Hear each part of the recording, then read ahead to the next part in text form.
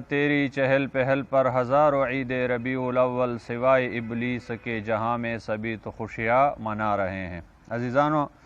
दा कुम रिवायत दे अबू लहब पे बारे چې ما الحاوی للفتاوا نه پیش ک په دې باندې د درې اعتراضونه وکړه. اول دا چې دا روایت موضوعی ده. روایت اگر واغستو چاغه موضوعی روایت اگر واغستو چاغه موضوعی روایت اگر واغستو چاغه موضوعی. نو عزیزانو دا روایت نه موضوعی ده او نه موضوع ده، بلکې دا روایت بخاری شریف جلدو صفحه 764 باندې صحیح سند سره موجود ده.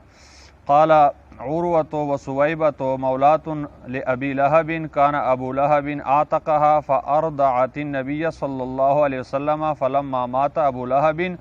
أريه بعض أهلي بشر حيبة قال له ماذا لقيت؟ قال أبو لهب لم ألق بعدكم غير أني سقيت في هذه بعتاقة سويبة. دا بخاری شریف جلدو صفحه 764 میزان چاپ تا پیغه چې سند سره موجود ده. خو دا خلق د میلاد شریف چراغان د میلاد شریف رڼا د دو سترګو ړندې کړي دي، بینایي ور ختم کړې ده. بخاری شریف چې دا روایتونه دو ته په نظر باندې نه ورځي او بیا خصوصا دغسې روایتونه خو دو ته وکه په نظر نه ورځي. او ځکه یو شاعر فرمایي ډېر ښه یې ویلی دي چې چا چې عشق نی آدے بخاری تلاس نه وروي، ځکه چې بے عشق نبی کے جو پڑھاتے ہیں بخاری آتا ہے بخار ان کو آتی نہیں بخاری. دوما د دوی بصارت خو نسته ده، بصیرت هم د بصیرت چراغ هم مړ سلی ده، ختم سلی ده. دومره دو ته اندازه نه لګېږي او دومره کمکلي مظاهره کوي د بېوقوفي او د نادانی د جهالت چې کچېرې دا موضوع روایت وای بیا به دومره لوی لوی محدثینو له دغه روایت نه استدلال نه کاوه. مثلا جلال الدین سیوطي صاحب رحمت الله علیه دا دوی هم مني، لوی محدث مني. شیخ عبدالحق محدث دهلوي رحمت الله علیه چې محقق الاطلاق ورته وایي دوی هم مني. خپلو نورو معمولاتو چې اختلافي مسایلو چې له دنه استدلال راروي. او ابن کثیر په البدایه و نهایه چې دغه روایت بخاری شریف چې دا ما تیر که بخاری او مسلم دواړو په حوالو سره ذکر کړی ده، اخر ته فرمایي وی دته جوزیه بذالک لذالک، دته دا جزا د دغ شي ورکړل اصله له وجې د دغ فعل چې د سویبه مینځ آزاده کړی و د رسول الله علیه وسلم ولادت په خوښۍ باندې. دغه رنګې نور علما ډېر لوی لوی محدثینو دغه روایت نه استدلال کړی ده چې یو کافر د حضور ولادت باندې خوښي وکړه، مشرک و ګستاخ رسول او محروم نه سپاته، بیا یو موحد مسلمان چې د حضور ولادت باندې خوښي وکړي او هغه خوښي چې مال خرج کړي یا نور د خوښي کوم افراد دی شریعت حدودو چې چا نه رادرومي آ د اظهار وکړي نو آ به څرنګې محروم پاته کیږي. هغه جزا بیان کوي وایي جزاؤه من الله کریم ان یدخله بفضل جنات نه. نو که دوی چې لږ عقل وای نو کم از کم دغه نه به دو ته دا پویه میلاو سوې وه چې که دا روایت موضوع وای نو دومره لوی لوی محدثینو دومره لوی لوی علماو به له دې نه استدلال نه و کړی. هغه نه بعده دلته که زه یوه باریکي خبر عرض کوم نو دو ویل چې دا روایت موضوعی ده او موضوعی نه لازمه ده نه راځي چې به موضوع وي، ځکه چې موضوعی چې یا د نسبت ته یعنی منصوب الی موضوع او دا ضروري نه ده چې منصوب الی موضوع به موضوع هم وي، یعنی د ده خبرې نه هم گنجایش روزي چې دوی په نزدیک موضوع نه ده موضوعی ده. اگر چې د دا مقصد نه ده، د مقصد دغه و چې دا روایت چې شاید موضوع ده خو الفاظ غریب نه صحیح نه وتل نسل استعمال. دوام اعتراض په دغه روایت باندې دا وکړو تاسو ویډیو چې واورېدل وایي دا د نس خلاف ته او بیا یې دوه آیتونه تیر کړه. روایت چې کوم ته پیش کړي مولوي صاحب د قرآن د نس نه خلاف دی. لا یذوقون فیها بردا ولا شرابا، د مشرک دپاره د کافر دپاره قانون نه دی یخوالی او د څښاک څیز به ورته نه نصیب کېږي. دویم آیت لا یسمن ولا یغني من جو، روایت یې هغه راواغستو چې هغه موضوعي د قرآن د نس نه خلاف. روایت چې کوم ته پیش کړي مولوي صاحب د قرآن د نس نه خلاف دی. لا یذوقون فیها بردا ولا شرابا، د مشرک دپاره د کافر دپاره قانون نه دی یخوالی او د څښاک څیز به ورته نه نصیب کېږي. دویم آیت لا یسمن ولا یغني من جو، روایت یې هغه راواغستو چې هغه موضوعي د قرآن د نس نه خلاف او بیا یې دوه آیتونه تیر کړه. نو اول جواب دا ده چې دا روایت که د نس خلاف وای نو دومره لوی لوی محدثونو بیا له دې نه استدلال ولې کوه؟ په دغو آیتو باندې نه پایدل، په دې نه پایدل چې دا د دغه نس خلاف ته او معارض او مناقض ده. نو که یو سړي چې عقل وای، علم خو نسته پچې، که عقل وای دوچې، نو کم از کم دغې خبرې نه بیا اندازه لګولی وای چې دومره لوی لوی محدثین او علما له دغه روایت نه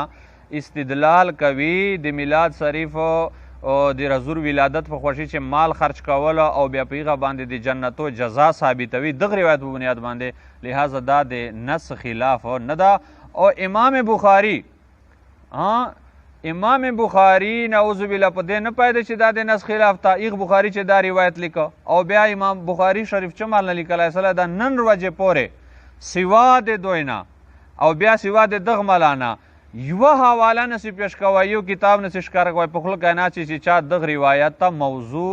یا د نس خلاف ویلي چې دا د قرآن دغو آیاتو دغو نصوصو خلاف ته. دا آیتونه برحق دي خو په دې باندې دوی غریبان نه پیاږي. ولې بغض رسول او بغض ذکر رسول د دوی عقلونه او ذهنونه هر شی ور خراب کړي دي، غریبان مریضان جوړ کړي دي. نو یوه صاحب فهم صاحب عقل کس پر دومره قدر خبر هم کافي ده که دی مخ ته نور نسی پوهه چې یاره دا نس خلاف ده که نه، چې دومره ده ته پتې چې دغو عالمانو استدلال کو نو دی به دې پیل چې دا د نس خلاف نه ده. اوس دومه خبر دا د نس خلاف نه ده ځکه چې دا کوم آیتونه ده پیش کړه چې کافر ته به اوبه نه میلاو کېږي، لا سړواله به نه میلاو کېږي، یا به دی دا خوراک چې کوم ده ته میلاو کېږي لا یغني من جوع، دی به بې پروا نه بې پروا کوي له لوږې نه، یعنې لوږې بیا نه ختمېږي. دا آیتونه بارکتي دی چې نفي دی، یا یو بل آیت ته چې هغه چې د تخفیف نفي ده، نو د تخفیف نفي، د یخواله نفي، د اوبو نفي، دا نفي په جهنم چې ده. او دغه روایت چې د کومه اوبو ثبوت ته چې دته اوبه میلاو کېږي یا تخفیف عذاب ذکر ده چې د په عذاب چې تخفیف کېږي، دا عالم برزخ سره تعلق لري، قبر سره تعلق لري. نو نفي تعلق ده جهنم سره او د اثبات تعلق ده عالم برزخ قبر سره، یعنی د نفي محل او مکان جلا ده، د اثبات والمحل او مکان جلا ده. او دې باندې د مجموعه منطق طالب هم پیاږي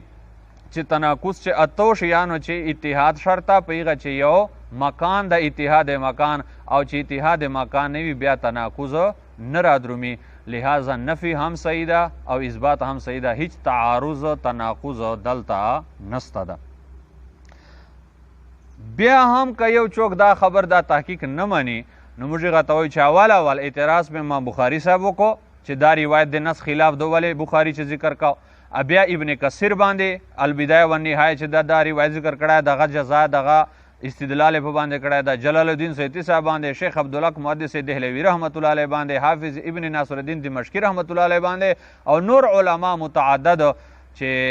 زه ټولو تذکره نه څه کوی خبر بیا اوږدېږي چې چا د دې روایت ذکر کړی او برقرار ساتلی ده، یو ټولو باندې اول اعتراض وکړو، صفایه وکړو، بیا هغه بعده مشترا درومه. هغه بعده عجیبه خبر تر درېمه عجیبه خبر دا ده چې دلته خو د دو ته دا خبر په ورزه وایي دا د نس خلاف ته، حالانکې تذکرة الرشید چې دا د دوی کتاب ده د گنگوهی په شان چې سوانح چې لیکلی سلی ده، د دې صفحه نمبر 324 ته جلد نمبر 2 ده. آگرا چې څوک منشي و امیر احمد نام و، نو د تذکرة الرشید مصنف چې دا ایغ دا حکایت د ده زبان نه ذکر کړی ده، وی گنگوه چې د رشیم گنگوهی کوم ښار و هلته یو شیعه و وفات څه مړ څه، وی مرګ نه بعده دا منشي امیر احمد وایي وی ما په خوب چې ولیده، وی فورا مې له لاس نه ونیوی، دی وایي پریشان څه او ما ته وویله چې جلدی پوچھو جو پوچھنا ہے مجھے تکلیف ہے. ذرے پوچھتنا کہا چې چشا پوچھتنا کہ ماں تکلیف تو میں نے کہا اچھا یہ بتاؤ مرنے کے بعد تم پر کیا گزرے اور اب کس حال میں ہو، مرگ نہ بعد بتا باندھے چه حال تیر سا وس پکم حال چھے. وہ اس نے جواب دیا کہ عذاب علیم میں گرفتار ہوں. عذاب علیم سے گرفتار یہاں خو حالت بیماری میں مولانا رشید احمد صاحب دیکھنے تشریف لائے تھے. بیماری پر حالت سے مولانا رشید احمد ما تراغل ہے پشتنے تھا،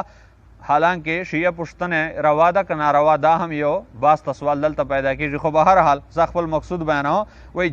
جسم کے جتنے حصے پر مولوی صاحب کا ہاتھ لگا بس اتنا جسم تو عذاب سے بچا ہے، باقی جسم پر بڑا عذاب ہے. اس کے بعد آنکھ کھل گئی. وایي چې کوم جسم یې باندې رشید احمد ګنګوهي لاس لګېدلی و ایسل عذاب نه بچته نور جسم ته مې عذاب ده چې د ګنګوهي لاس یوه کافر شیعه په جسم باندې ولګېده ایخ ته مکمل نجات د عذاب نه د جسم ایغو حصو ته میلاو سو هغه ته عذاب نه ده لګیا او رسول الله علیه صلات وسلام چې امام الانبیا ده هغه سره یوه عمل خیر تعلق د حضور ذات سره ده یعنی اعتاق او بیا رضاعت چې وایي ارضا چې پی ته حضور پاک ته ورکه نو د نبی علیه صلات وسلام سره یوه خیر یوې شګړې تعلق ته او هغه په وجه یو تخفیف ابولهب ته میلاو ده او بخاري شریف چې ذکر ده محدثینو کړی ده او بیا استدلال محدثینو کړی ده خو د دو نه هاضمه کېږي دوی ورته کتای نه سي سترګې په باندې برې شي سترګې په باندې ډندېږي دې له وجې چون چاران کوشش کوي دا موضوع ده موضوعي ده نس خلاف ته خو دلته چې کله کور خبره راله د خپل ملا خبره راله نو نه نس په ورزړه کېږي چې دا د قرآن نس خلاف ته نه ایتونه په ورزړه کېږي نه موضوعیت په ورزړه کېږي هیڅ شی نه ورزړه کېږي بلکې په خپل کتاب چې تذکر رشید چې لیکلی هم ده تر ننه پورې رد هم نه کوي داسې برقرارې ساتي د خپل ملا په شان چې موږ رشید ګنګوهي دومره لوی کامل و دومره مخ ته رسېدلی و چې د له وجې چې د لاس په کوم کافر بدن وشرنته هغه ته عذاب نه میلاو کېږي درېیمه خبر دا ده چې دا مسله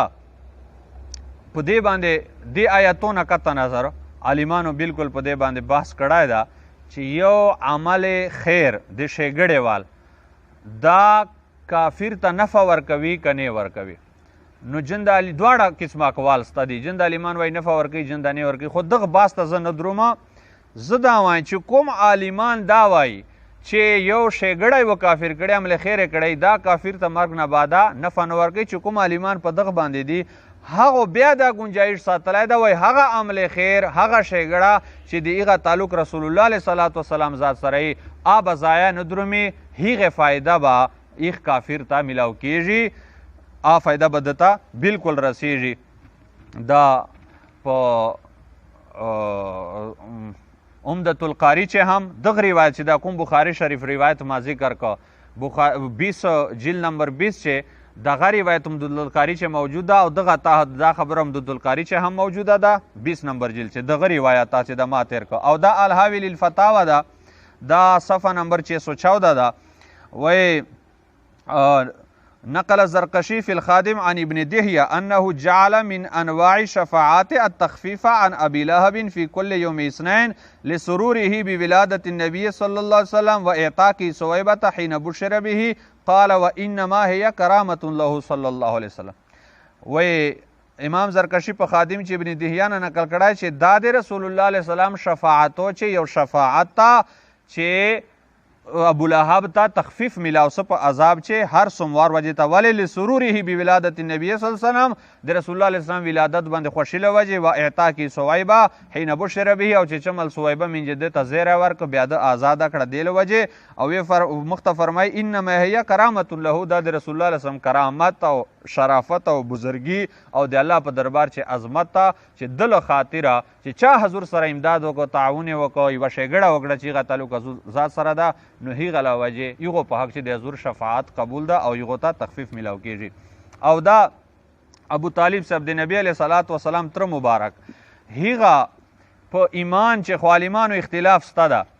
خو زه دلته عام مسله نه ذکر کوم جند عالمان دی هغه ایمان قایل دی او جند قایل نه دی امام نووي صاحب په هغو عالمانو چې دا چې ابو طالب صاحب ایمان قایل نه ده خدا مسلم شریف جلد نمبر اول ده صفحه 115 ده او د قدیمی کتبخانه چاپ ته په دې چې دی باب تړي وی باب شفاعت النبي صلی الله علیه وسلم لابي طالب والتخفیف عنه بسببه دا باب ده په بیان د شفاعت رسول الله علیه السلام لپاره د ابو طالب او دا باب ده په بیان د تخفیف چې ابي طالب نه په سبب د رسول الله علیه السلام بیا دلته هغه احادیث ذکر کړي دي چې رسول الله علیه صلات وسلام متعدد احادیث دي ابو طالب صاحب نبی علیہ السلام سره دا امدادونه تعاونونه قربانیګان خدمتونه نه وکړي نو جهنم چې بلاندې پروت و خو اوس د رسول الله علیه صلات وسلام سره نصرت او امداد او تعاون او قربانی او ایثار په وجه باندې حضور پاک د ته دا نفع ورکړه چې نور جهنم نه روباسه خوب شی چې پاته دي عذاب دته وي. نو هغه شبهه چې ابولهب په باره چې پیښېږي دوره کوي نه ده، دلته د آیتو سره دا شبهه کوي جوړېږي چې دلته خو دغه آیتو چې تخفیف نفي په جهنم چې ده او دغه حدیثانو چې د تخفیف ثبوت هم په جهنم چې ده، دلته اتحاد مکان ده. نو دلته په ظاهره تناقض او تعارض راځي، خو بیا هم علماو دا شای مستثنا کړی ده چې رسول الله علیه وسلم شفاعت به ورته میلاو کیږي، لکه ابو طالب ته میلاو سوی ده او هغه له وجې به دته تخفیف هم کیږي. لہذا که بل چاته تخفیف وي او که نه وي، رسول الله علیه صلات وسلام ذات سره کومې شګړې او خیر تعلق یې له هغه له وجې نه به تخفیف هم وي او دا تخفیف ابو طالب صاحب دپاره ثابت ده. او دا د رسول الله علیه صلات وسلام شفاعتو قسمونه یو قسم ده او د نبی علیه صلات وسلام شفاعتونه متعدد اقسام دي. جن د شفاعتونه داسې هم شته چې هغه فایده کفارو ته وایي، لکه شفاعت کبرا چې اول به شفاعت دروازه نه خلاصېږي او نبی علیه صلات وسلام هغه حدیث چې بخاري مسلم چې تفصیلا موجود ده، نبی علیه صلات وسلام شفاعت او سفارش ته په وجه به حساب کتاب شروع کیږي، اشفاعت و شفا حکم به الله طرف نه ورته کیږي او دا شفاعت چې ده دا ټولو لپاره عام ده، کفار به هم په تکلیف یا مسلمان ټول به غواړي چې حساب شروع سي او دا شفاعت به د نبی علیه صلات وسلام ټولو ته رسېږي، آکا مؤمنان وي او آکا کافران هم وي. دلته په مسلم شریف دغه جلد اول صفحه 117 چې دا یوه بله شوبه چې دې جواب دغه روایت له سره خو په ما لازم نه ده، خو زه ذکر کوم یوه علمي فایدې دپاره. نو دا حاشیه د صفحه 117 چې احادیث هم ذکر کړي چې هغه چې د شفاعت نفي ده او یو آیت فما تنفعهم شفاعت الشافعین چې کفارو ته به د چا شفاعت کوونکو شفاعت فایده نه ورکوي. نور خو تاسې وایو باب شفاعت نبی صلی الله علیه وسلم لابي طالب چې نبی علیه السلام به د ابو طالب شفاعت کوي یا دې له وجې به د ابو طالب په عذاب چې تخفیف کیږي. وایي دا او الهاوی للفتاوی چې جلال الدین سیوطي صاحب فرمایي چې دا هم د نبی علیه صلات وسلام شفاعت اقسامونه یو قسم ده چې دې له وجې کفارو ته به عذاب چې تخفیف کیږي او شفاعت د شافعینو خو چاته کفارو ته نفع نه ورکوي. نو دا د دغه آیت منافس او دغه نس خلاف سو تعارض او تناقض دې دوه جوابونه کړي دي. و یو جواب خو دا ده چې یعنی عمل جلا کفارو ته فایده نه ورکوي بالانفراد، فقط عمل یا فقط شفاعت دا عمل نه ورکوي، دې نفي ده. عمل او شفاعت چې جمعي او مجموعه فایده ورکوي د دې نفي په دغه آیت چې نسته ده. لہذا دغه احادیثو نه چې د کوم شي ثبوت کیږي آیت چې دیغه نفي نه ده.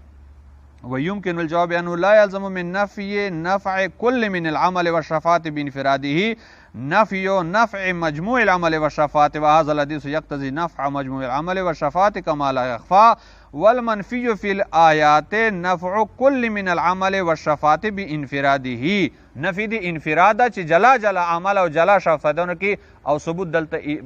په اجتماع سره ده چې ګډه فایده ورکي. یو جواب او دوم جواب وی المراد بنفي